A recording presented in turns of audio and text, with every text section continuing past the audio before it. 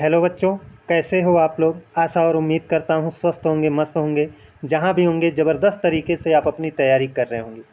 दोस्तों, आज का हमारा जो टॉपिक है वो है आपका वॉइस, है ना। इंग्लिश में इसी को वाच्य है। इंग्लिश में इसी को वॉइस कहते हैं। आपने पढ़ा होगा एक्टिव वॉइस, पैसिव वॉइस, है ना। तो एक्टिव वॉइस, पैसिव वॉइस जो आप इंग्लिश में पढ़ते हो ना, वही आपका हिंदी में वाच्य होता है। और यहाँ पर उसके तीन भेद, इंग्लिश में तो एक्टिव और पैसिव दो ही होते हैं, लेकिन हिंदी में आपका कर्तृ, कर्म और भाव, कर्तृवाच्य, कर्मवाच्य, भाववाच्य, ये तीन हो जाते हैं। तो आज का हमारा टॉपिक यही है वाच्य, है ना। वाच्य को हमें पढ़ना है। और वाच्य क्या होता है, देखिए दोस्तों, वाच्य में क्या होता है ना, क्रिया का रोल होता है। वाच्य में हमको देखना पड़ेगा क्रिया का रोल। ये क्रिया खुद अपनी मर्जी से नहीं चलती है, क्रिया को चलाने वाला कोई और होता है। क्रिया अगर आपका कर्ता के अनुसार चलेगी तो वह वाक्य आपका कर्तृवाच्य कहलाएगा, है ना। और जब क्रिया कर्म के अनुसार चलेगी तो वह वाक्य हमारा कर्मवाच्य कहलाएगा। और जब क्रिया कर्ता के अनुसार भी ना चले, कर्म के अनुसार भी ना चले, तो वह आपका होता है भाववाच्य। तो यही हमको पढ़ना है। मोटा मोटा मैंने आप लोगों को समझा दिया कि क्रिया स्वतंत्र रूप से खुद, मतलब खुद स्वतंत्र रूप में नहीं रहती है, अपनी मर्जी से नहीं चलती है। क्रिया को चलाने वाला कोई और होता है। कर्ता के अनुसार क्रिया चलेगी तो कर्तृवाच्य, कर्म के अनुसार क्रिया चलेगी तो कर्मवाच्य, और कर्ता कर्म दोनों में से किसी के अनुसार ना चले तो वह क्या हो जाएगा, भाववाच्य हो जाएगा। मोटा मोटा यही है। आगे देखते हैं। वाच्य, इसमें कहा है वाच्य, वाच्य को पढ़ लेते हैं, है ना। वाच्य क्रिया के उस रूपांतर को कहते हैं जिसमें कर्ता, कर्म और भाव के अनुसार क्रिया के परिवर्तन ज्ञात होते हैं। देखो यहाँ पर क्रिया के परिवर्तन किसके अनुसार, कर्ता, कर्म और भाव के में से किसके अनुसार हो रहे हैं, वही हमको ज्ञात करना होता है ना। वही हम ज्ञात कर लेंगे कि कर्ता के अनुसार क्रिया चल रही है तो हो जाएगा कर्तवाच्य, और देख लेंगे कर्म के अनुसार क्रिया चल रही है तो वो हो जाएगा कर्मवाच्य। अब नीचे यहाँ पर दिया गया है वाच्य के भेद। वाच्य के जो भेद होते हैं दोस्तों, वह आपका होता है, एक कर्तृवाच्य होता है, एक कर्मवाच्य होता है, और एक होता है भाववाच्य। अब इनमें से आपका कर्तृवाच्य क्या होता है, ये आपका जो कर्तृवाच्य है ये क्या है, वही चीज़ मैंने अभी मोटा मोटा आपको समझाया है। क्रिया के उस रूपांतर को कर्तृवाच्य कहते हैं जिससे वाक्य में कर्ता के प्रधानता का बोध होता है। कर्तृवाच्य में, यहाँ पर कर्तृवाच्य में क्रिया सकर्मक और अकर्मक दोनों होती है। दोस्तों, आप अगर नोट्स बना रहे हैं तो यहाँ पर आपको देखने को मिल जाएगा कर्तृवाच्य में क्रिया, कर्तृवाच्य का जो वाक्य होता है वह सकर्मक और अकर्मक दोनों होता है ना। और वहाँ पर कर्ता के साथ ने लगा हुआ मिल भी सकता है, और जो आपका ने है वह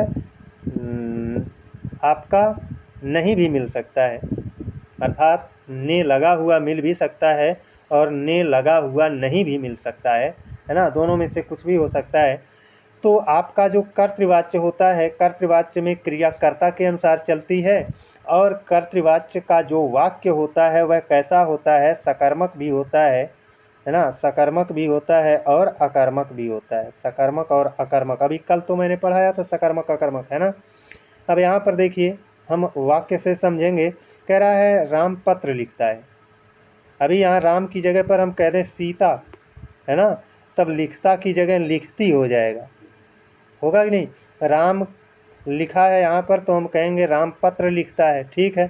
अभी यहीं पर हम कह दें सीता पत्र लिखता है, तब नहीं कहेंगे, लिखती है। अर्थात कर्ता के अनुसार क्रिया चल रही है ना, कर्ता के अनुसार क्रिया चल रही है, तो ये हो जाएगा आपका कर्तृवाच्य। और जब कर्तृवाच्य है तो कर्तृवाच्य जो होता है वो सकर्मक भी होता है, अकर्मक भी होता है। तो यहाँ पर देखो, यहाँ पर ये आपका जो लिखना क्रिया है, इसके आगे एक कर्म है, इसलिए ये आपका सकर्मक वाक्य है ना। तो सकर्मक अकर्मक की बात हम आज नहीं करेंगे, कल हमने इसको पढ़ाया था। बस कर्तृवाच्य, कर्मवाच्य और भाववाच्य की बात हम करेंगे। यहाँ पर देखिए, राजू रो रहा है, है ना। अभी यहीं पर हम कहें शीला रो रहा है, तब गलत हो जाएगा, शीला रो रही है। तो राजू रखा तो यहाँ पर रहा हो गया, और शीला रख दें तो रही हो जाएगा। अर्थात यहाँ पर जो क्रिया है हमारी वो कर्ता के अनुसार चल रही है, और जब कर्ता के अनुसार चल रही है तो ये आपका क्या हो गया, कर्तृवाच्य हो गया, और यह अकर्मक वाक्य हो जाएगा, क्योंकि रोना क्या है, अकर्मक क्रिया है ना। सीता पुस्तक पढ़ रही है। अब देखिए यहाँ पर सीता पुस्तक पढ़ रही है ना, सीता पुस्तक पढ़ रही है। अभी यहाँ पर हम कह दें रमेश, तो रमेश पुस्तक पढ़ रहा है, तो रमेश के अनुसार यहाँ पर पुल्लिंग हो जाएगा, है ना। तो हम यहाँ पर देख रहे हैं कि क्रिया चल तो रही है, लेकिन किसके अनुसार, कर्ता के अनुसार, इसलिए ये तीनों के तीनों वाक्य क्या हैं, आपके कर्तृवाच्य के हैं। ये चौथा वाक्य भी आपका कर्तृवाच्य का है। मदन सो रहा है, यहीं पर हम कहें सरला सो रही है, हो जाएगा। अब देखते हैं आगे कर्मवाच्य, है ना। कर्मवाच्य को देखेंगे। कर्मवाच्य क्या होता है, क्रिया के उस रूपांतर को कर्मवाच्य कहते हैं जिसमें वाक्य में कर्म की प्रधानता हो। भाई कर्म की प्रधानता रहेगी तो क्रिया कर्म के अनुसार चलेगी, है ना। सीधा सीधा इतना ही समझो, कर्मवाच्य में क्रिया कर्म के अनुसार चलती है। हम कर्म को बदलेंगे तो क्रिया बदल जाएगी, कर्ता को बदलने पर कोई प्रभाव नहीं पड़ेगा, है ना। अभी यहाँ पर उदाहरण आप देखो, उदाहरण कह रहा है पुस्तक पढ़ी जाती है ना। तो पुस्तक क्या है, कर्म है। अभी यहाँ पर आगे हम जोड़ सकते हैं, पुस्तक के आगे कर्ता तो जुड़ सकता है ना, जब अगर पुस्तक कर्म है तो इसके आगे कर्ता जुड़ सकता है ना। तो हम यहाँ पर जोड़ सकते हैं क्या, हम यहाँ जोड़ सकते हैं राम द्वारा, है ना। देखो दोस्तों, हम लिखेंगे तो छोटा नहीं लिख पाएंगे, है ना, क्योंकि हम अंगुली से लिखते हैं। तो ऐसे में तो यहाँ पर हम ऐसे कहेंगे राम द्वारा पुस्तक, राम द्वारा पुस्तक पढ़ी जाती है। अब आप जोड़ लेना, राम द्वारा पुस्तक पढ़ी जाती है, तो राम हो गया कर्ता, और यहाँ पर द्वारा लग गया। आप जैसे पैसिव में नहीं लिखते हो, पैसिव में लिखते हो ना, book is written by Ram, ऐसे ही तो कुछ होता है, book is written by Ram. By जो आप कहते हो, बाई माने क्या होता है, द्वारा होता है। तो यही आपका क्या है, कर्मवाच्य है, उसी को उसमें कहा जाता है पैसिव। और एक्टिव का मतलब कर्तृवाच्य, पैसिव का मतलब कर्मवाच्य। वहाँ पर भाववाच्य नहीं होता है, यहाँ पर भाववाच्य होता है ना। तो यहाँ पर पुस्तक पढ़ी जाती है, तो हम देख रहे हैं कि यहाँ पर पुस्तक तो कर्म है, राम यहाँ पर कर्ता होगा, कोई होगा ना जो पुस्तक को पढ़ रहा होगा, तो जो पुस्तक को पढ़ रहा होगा वही तो कर्ता होगा, और पुस्तक क्या बन गया, कर्म, और पुस्तक पढ़ी जाती है, राम द्वारा पुस्तक पढ़ी जाती है। अभी यहाँ पर हम कहते हैं शीला, शीला कर दें, तब देखो यहाँ पर जाति तब भी रहेगा, शीला द्वारा पुस्तक पढ़ी जाती है ना। तो क्रिया तो बदल नहीं रही है, कर्ता के बदलने पर क्रिया नहीं बदल रही है ना, कर्ता के बदलने पर क्रिया नहीं बदली, है ना। अब यहाँ पर पुस्तक के बजाय हम कोई और चीज़ लिख दें, है ना, जो स्त्रीलिंग का हो, है ना। तो अच्छा, स्त्रीलिंग का तो ये है, पुस्तक स्त्रीलिंग है ना। तो कोई पुल्लिंग शब्द यहाँ पर रख देंगे तो वहाँ पर क्या हो जाएगा, यहाँ पुस्तक की जगह पर अगर हम पेन लिख दें, पेन, है ना, और यहाँ पर पेन लिख दें, ऐसे पेन लिख दें, पेन से लिखा जाता है ना। अभी देखो यहाँ पर हमने कर्म को बदल दिया तो यहाँ पर क्रिया बदल रही है, लेकिन कर्ता के बदलने पर क्रिया नहीं बदल रही थी, तो कर्तृवाच्य नहीं है, ये कर्मवाच्य हो गया, है ना। पतंग उड़ाई जाती है, तो यहाँ पर द्वारा। अच्छा, एक चीज़ और भी है, आप लोग यहाँ से ऐसे भी समझ सकते हैं कि इनके आगे द्वारा लगा करके कर्ता को जोड़ सकते हैं। रमेश द्वारा पुस्तक उड़ाई जाती है, रमेश द्वारा रमेश द्वारा पतंग उड़ाई जाती है, रमेश द्वारा पुस्तक पढ़ी जाती है ना। यहाँ पर रमेश द्वारा पत्र लिखा जाता है ना। ऐसे कर सकते हैं, यहाँ पर द्वारा लगा करके किसी संज्ञा को जोड़ सकते हैं, द्वारा के आगे कोई संज्ञा आप जोड़ना चाहें तो जोड़ सकते हैं। तो ये कर्मवाच्य की पहचान एक होती है, तो आप समझ गए होंगे। आगे देखते हैं भाववाच्य को, है ना। भाववाच्य में क्या होता है, क्रिया जो होती है कर्ता के अनुसार ना चल करके किसके अनुसार चले, कर्ता और कर्म दोनों में से किसी के अनुसार नहीं चलेगी, है ना। तो वहाँ पर कहा जाएगा भाववाच्य है। और सबसे बड़ी बात यह है कि भाववाच्य में असमर्थता असमर्थता का बोध होता है।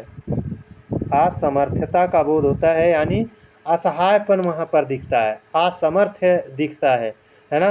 असमर्थ दिखता है तो उसमें नकारात्मक, वह वाक्य कैसा हो जाता है, नकारात्मक हो जाता है, नकारात्मक हो जाता है ना। लिखने में बड़ी समस्या होती है दोस्तों, छोटा लिखाता नहीं है ना। तो इस चीज़ को मैनेज करिएगा आप। तो भाववाचक जो वाक्य होता है, वह भाववाचक वाक्य कैसा होता है, उसमें असमर्थता का बोध होता है। और वाक्य कैसा होता है, सदैव नकारात्मक रहता है, नकारात्मक। जे देखिए यहाँ पर नकारात्मक है, यहाँ भी नकारात्मक है, यहाँ भी नकारात्मक है, यहाँ भी नकारात्मक है ना। राम से टहला नहीं जाता, यहाँ पर अपनी असमर्थता बता रहा है ना, कि मतलब मैं इस काम को करने में समर्थ नहीं हूँ, असमर्थ हूँ। राम से टहला नहीं जाता, धूप में टहला नहीं जाता, उससे बैठा नहीं जाता, रोगी से सोया नहीं जाता, मुझसे खाया नहीं जाता, है ना।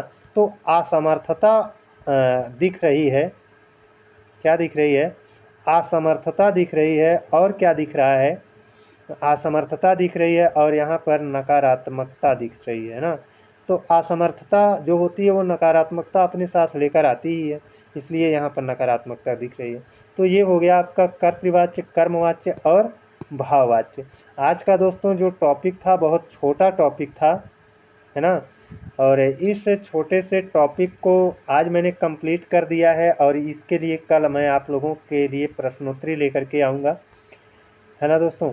तो ये आप अगर अपना नोट्स बनाना चाहते हैं दोस्तों, तो नोट्स भी बना सकते हैं। और नोट्स बनाना बहुत ज़रूरी होता है, एग्ज़ाम को क्वालिफाई करने में बहुत बड़ा रोल होता है। अगर बिना नोट्स बनाए आप परीक्षा की तैयारी कर रहे हैं तो एक तरह से बेवकूफ़ी ही होगी। इसलिए आप अपना नोट्स बना लीजिए, और मैं आपको अपने नोट्स का फ़ोटो कॉपी करवा करके आपको पढ़ा रहा हूँ। तो एक बेहतर नोट्स बन सकता है, कोई दिक्कत नहीं है।